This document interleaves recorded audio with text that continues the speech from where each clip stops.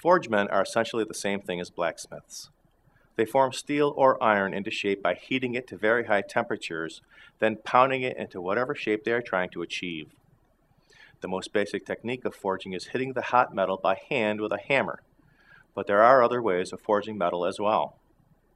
Drop forging is when dies are placed on both sides of the hot metal and mechanically powered hammers drive them together.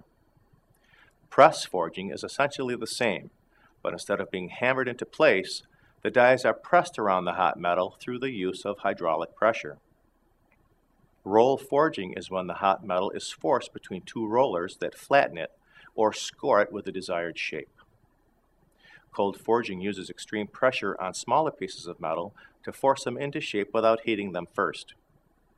Forging is still used today because forged metal is stronger than cast or machined metal. In each type of forging other than cold forging, huge amounts of heat are required to heat the metal to make it soft enough that it can be shaped. Some sort of insulation is needed to contain the heat and also to prevent the possibility of a fire breaking out. Asbestos was commonly the insulator of choice until the past few years. Since ancient times, people have known about the insulating capability of asbestos and its complete resistance to fire. In fact, the word asbestos comes from the ancient Greek word for indestructible. Asbestos has been found in pottery made in Scandinavia as far back as 3000 BC. The dangers of asbestos have also been known since ancient times. Pliny the Elder wrote that slaves who worked in the asbestos mines died young and recommended that people working with asbestos breathe through a bladder skin to prevent health problems. Even though it was a known danger to some, asbestos use became more and more prevalent and was used extensively in the United States from the 1940s through the 1970s. People like forgemen who worked with hot metal used asbestos to protect themselves from the heat of the forge's fire, to handle the hot metal without fear of burning, and to protect their work tables and shops from catching fire from sparks or accidentally dropped hot iron. It wasn't until the public started realizing how dangerous asbestos is that government regulations started finally being imposed. But even today, asbestos is still used for some purposes in the United States. When asbestos fibers are disturbed, they slough off dust that can then become airborne. When people inhale the asbestos dust, it moves into their lungs and causes irritation to the tissue. Eventually, the tissue scars and the scarring can lead to difficulty breathing. Asbestos is also a carcinogen, causing both lung cancer and a rare form of cancer called malignant mesothelioma. Mesothelioma takes 20 to 30 years or more to develop after initial exposure to the asbestos. The first symptom of mesothelioma is being out of breath while exercising.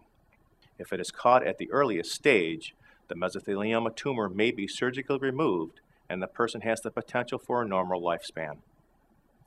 Rarely is mesothelioma detected this early. More often, the disease has spread by the time it is diagnosed. There is no cure for mesothelioma, and at later stages, the doctors can only treat the symptoms, which include pain and difficulty breathing even at rest, with a combination of chemotherapy and radiation. Few people live more than 2 years after diagnosis. Thank you for watching. This video was produced by Asbestos.Net, a leading resource on all aspects of asbestos and mesothelioma. Our priority is to inform victims about the devastating effects of asbestos exposure, mesothelioma, asbestos cancer, asbestosis, and other asbestos-related diseases, and to advise them with a wealth of information. Individuals whose lives have been touched by mesothelioma have numerous questions and concerns. Their caregivers and family members also need accurate, reliable information.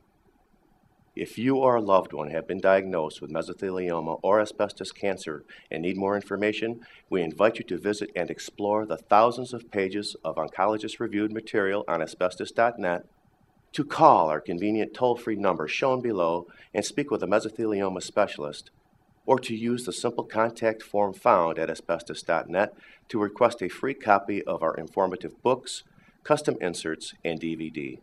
Asbestos.net, information and help for patients and families.